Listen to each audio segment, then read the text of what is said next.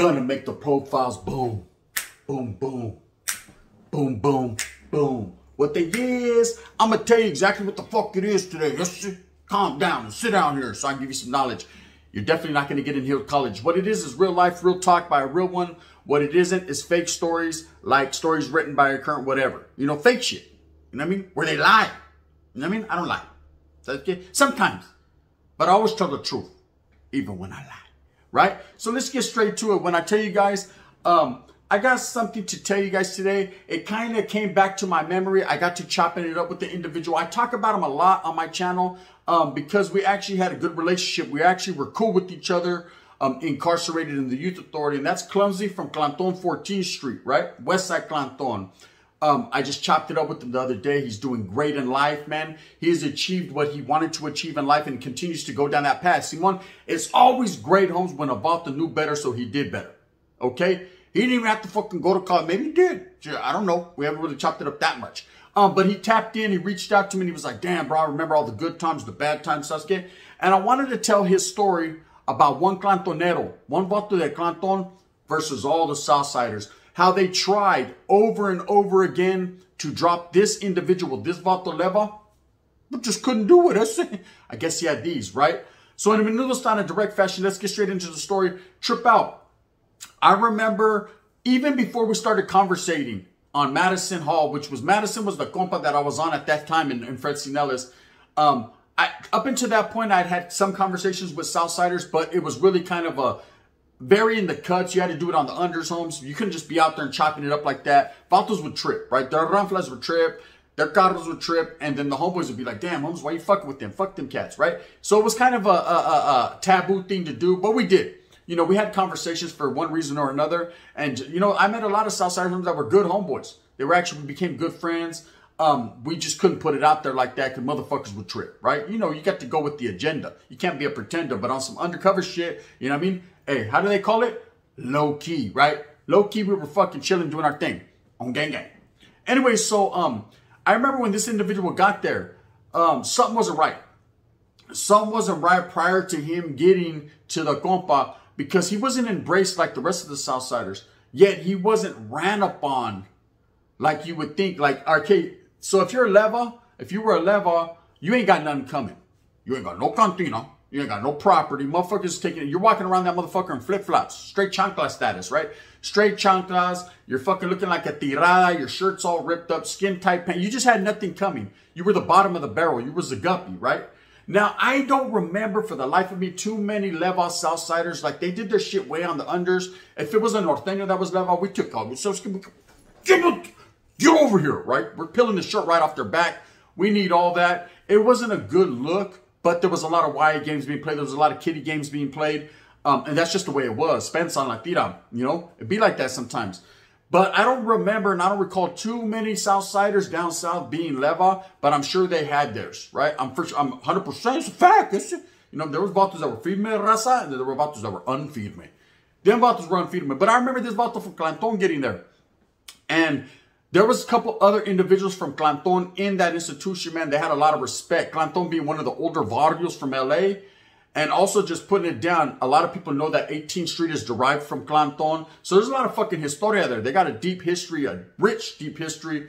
And they're well known in the LA area, right? So when the Vato got there, he had a big old Clanton 14th Street blasted on his face. I immediately didn't even trip on the Clanton. I seen a big old 14. I assumed he was a homeboy. So I remember walking up to him right when he got on the compa. He was a big old white boy, too tall. That's good, but you know, he had that look that I'll beat you up look, right?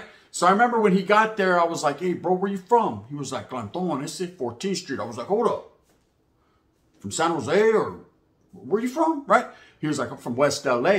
He was from West Side Clanton, right? Or I'm not sure if it was West LA, but he was like, I'm from LA. I'm from the West Side Clanton. I was like, oh, you was Southsider. He was like, I'm a Serrano. Right back then, motherfuckers thought they were something more than they were. You know, we didn't know. We were kids. And so I was like, all right, Holmes, well, me and you have nothing to talk about. He goes, no, we don't. Listen, right? Whatever, right? We were all high-powered. So, well, say something. Say something, right? Nobody wanted to walk away. We keep your eyes right here. Keep your eyes right here. I wasn't looking at his neck, man. You know what I mean? Hey, my people don't fuck around. So in a minute of the style, fucking, the confrontation was over. I kind of went my way. He went his way. But being the first Norteño that approached him, the first Chicano, period, that approached him, I guess that, you know, it's like karma, homes. It's like faith. We're going to end up becoming friends, right? One way, the first I didn't like his ass, right? He was an ugly motherfucker, I felt, right? He probably thought the same thing of me. I was a skinny, pimply-faced, little ugly motherfucker. But it was what it was. Anyways, I see his people approaching Southsiders homes, and they're having some junta out on the yacht of that conversation. And I can see him like, what's up? I said, oh shit. I tell the homeboy Spankio from fucking Gilas, hey, it's about to go down, bro. I think this fool's Leva or something. Something's going on with this guy, bro, because they don't embrace him. They don't give him a fucking Cadillac. We have chairs in there we call Cadillacs. Usually you get listed with the Cadillac, a little spread happens that night. They got a new homeboy, it's on and cracking. He's going to call a Norteño out. You know what I mean? It's going to go down in the bliñas. You're going to prove yourself. That's kind of like how it went. Sureños would come, Southsiders would come on the compa. You already knew you were getting down. You'd start gauging them by size. Oh, that one's mine. That's it because the wind's blowing, right? He'll hold too. That's just how it went. But something was going on with this guy. And next thing you know, he started chunking them right in the junta with everyone. And he was putting people on their backs. Boom, boom, boom, boom, boom. Dum, dum, dum. He was handling his business. And Vatos were fucking running and gulling and falling and yelling and pushing and cussing. They stepped back, but he kept busting, right? So he was handling his business. So I remember we ended up getting bunked up. There was an empty bunk on top. The way it was a tall wall, short wall. You got put on whatever fucking bunk you got put on. If you had juice, you can get with your homeboys. But for the most part, the black is going to throw your ass wherever they threw you. So shut up. You know what I mean? You ain't got nothing to say. Get over here, bitch. Get up there, right? So you throw him on the top bunk, and I remember he's my bunkie. And so I would chop it up with them. Right there by the window, there was like a little space. So I would be like, hey, we thought no one could see us. Fucking mocosas, just babosos, right? Hey, bro, what happened, eh? And he was like, I said, are you Leva, right? And this was something you didn't ask no one. You know what I mean? Everyone knew if you were Leva, you could tell. And he was like, nah, bro. He was like, but it's me against everybody in here. I said, well, what happened? Well, here's the story of what happened that got him prior to that point where it was one Clantonero versus everyone. And let me tell you, man, the whole time, this vato could not be dropped Leva. This vato handled his business. I know a lot of people are going to be like, Chale, Suida just no. No, Chale, Holmes. No, we didn't, right? I'm going to tell you. This vato, right, was on Nixon. Nixon was a lockdown unit where they had a lot of the high-power Southsiders, like motherfuckers that were really getting off in the school area, vatos that were really handling their business. This was like it was like a shoe. Okay, it was considered a shoe. There was two. There was Taft, where they had a lot of the Perros, the Bulldogs, and Norteños, as well as some fucking ruthless-ass Southsiders, right? And then Nixon. The majority of the Southsiders that went from Nixon transferred out to TS or Preston or Chad or wherever they went, right?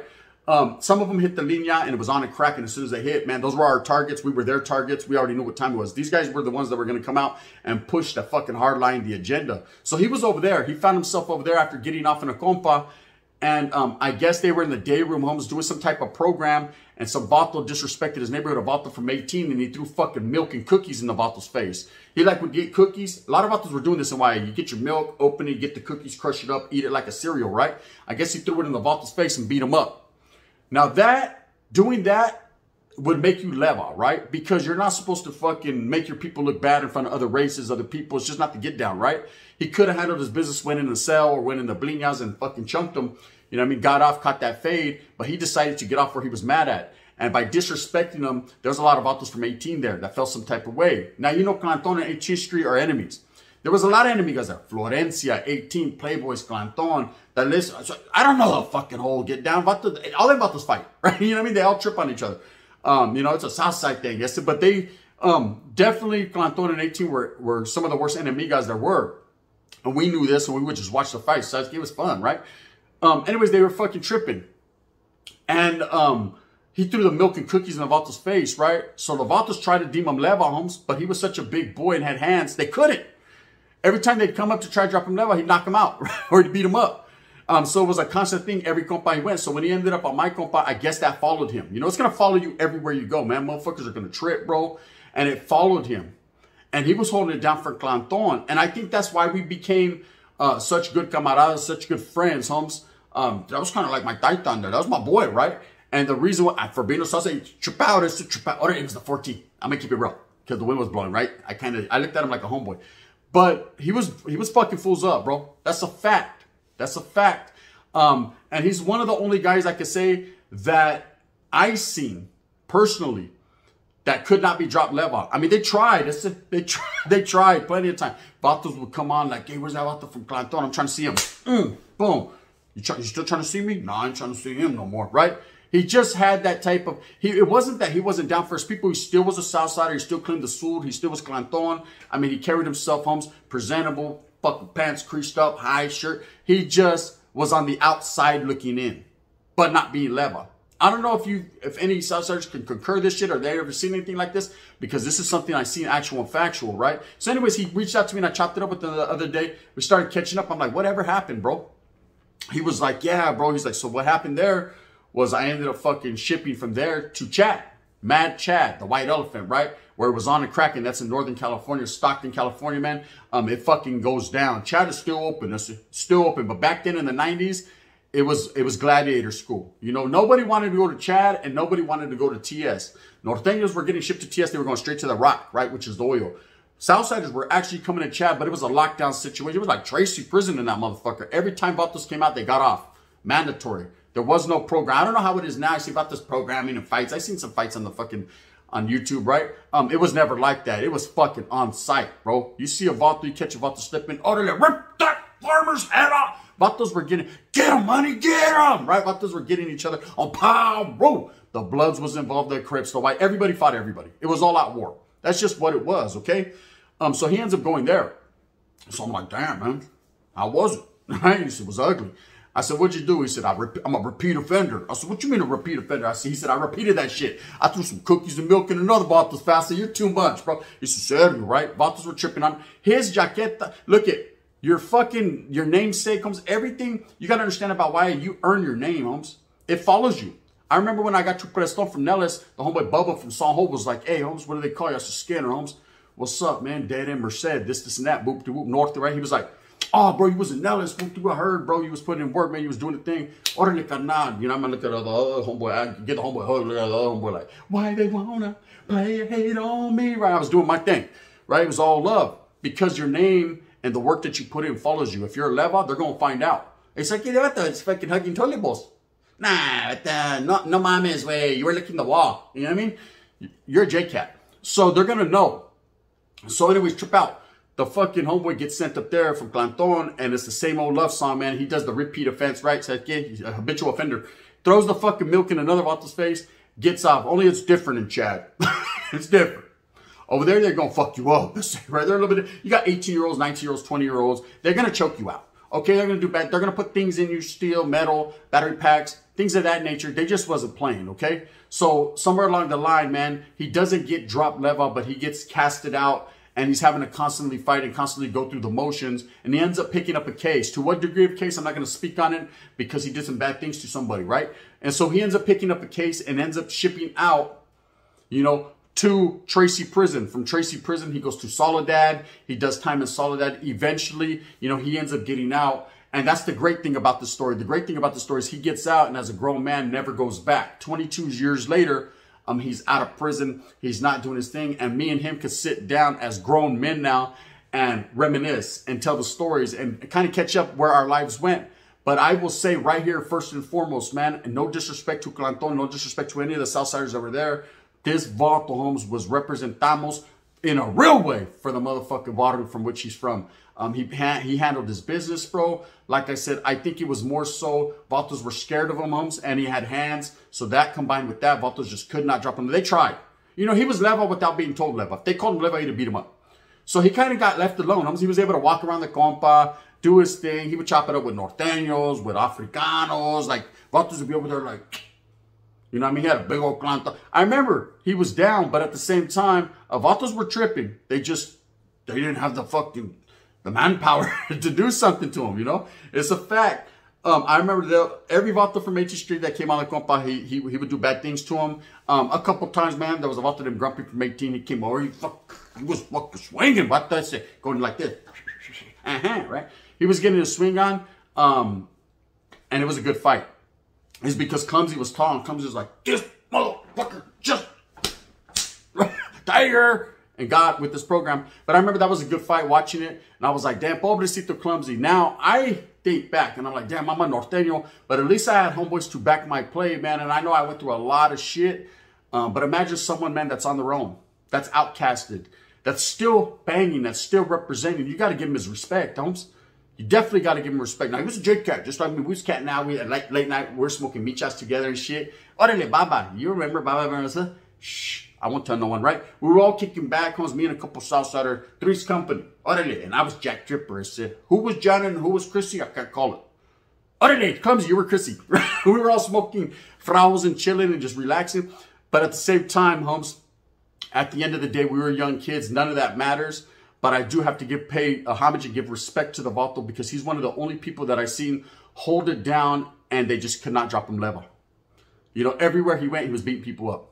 He was handling his business and never once did he bow down and say, you know what, I stopped gangbanging. I'm just going to go my way. Nah, he was like, I'm going to gangbang, but I'm going to gangbang the way I want to gangbang. And that's why I told him, I said, well, you're lucky you never went to prison, Holmes, because you would have to take dictation. He said, and that's why I never went. That's why I chose not to go back and to let criminal activities go, bro, because I've always been a man where I can't let other men tell me what to do. You know how I was. I said, I understand. He says, you know, even in YA, bro, I couldn't let another fucking vato from a different city or a different town almost tell me what to do. You know, I was from Clantonero, 14th Street. I was going to hold it down for my barrio. Playing the Superior, I wouldn't even let my own homeboys tell me what to do. I definitely ain't going to let someone else. And I said, shit, well, it wouldn't have been like that in prison. They'd have told you what to do. And he said, that's why I never went back. So that's why there's a choice in life. You know, it doesn't make you a bad person, Holmes, because if you go to Taco Bell and your boss tells you to make fucking 2 taco gordita crunches, you're going to make those motherfuckers. If he tells you, hey, Sasuke, we need 15 Mexican pizzas, fuck, man, I hate this shit. Do it, bitch. All right. You know what I mean? Con tomatoes or what, eh? You know what I mean? You're going to do what you have to do, man. In life, you have to mind somebody, and someone will remind you. So you're always going to have to take dictation with someone unless you take a hold of your life, man, and become your own man and your own boss. Bang, bang. Then you do what she does, cuz, right? On Paru. But, you know, he told me he was that type of individual. So he did the next best thing, which was to not go back to prison where you have to fucking listen to another man. And so he went to the workforce and is doing his thing. You know, he's told me he's had the same job for several years. He's doing great in life. You know, it's funny because I thought he wasn't going to be shit. I thought I was going to be shit and I thought he wasn't going to be shit. But he's actually the shit. And me, I still ain't shit, right? But you know what I mean? I'm trying to get there. Anyways, with that being said, this was just a quick one, man. I wanted to tell you the story about how one Clantonero was versed all the Southsiders everywhere he went and he handled his business, man. This is not to belittle any other group because believe me, they were smashing too. They were smashing and dashing with a whole lot of energy. But at the same time, Holmes, he was handling his with a whole lot of energy as well.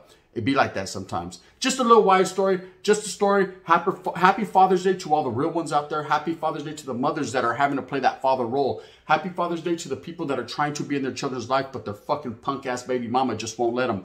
And happy Father's Day to the fathers of the fathers, you know, who laced them right. And Sasuke, the ones that can't be there, happy Father's Day to you too. With that being said, I hope that you move smooth with a purpose. I hope that you get everything that you want coming to you on a day like this. It's all about familia. Throw the wings on this, okay? Con un fucking chela. Get your sip on. Get your tip on. Remember, okay? It's all about your kids. With that being said, do your thing, man. If you like this, please hit that like and subscribe. If not, you can hit that thumbs down. Heavy as the head that wears the crown. I'm going to continue to strive and struggle for what I truly believe in. Now, I got to get the fuck up on out of here because guess what? That's it. Holiday. We're going to spend some time with my kids. Bang, bang. This is the gun, Humps. In real life. Now, I just say fake life, Tony. Real life.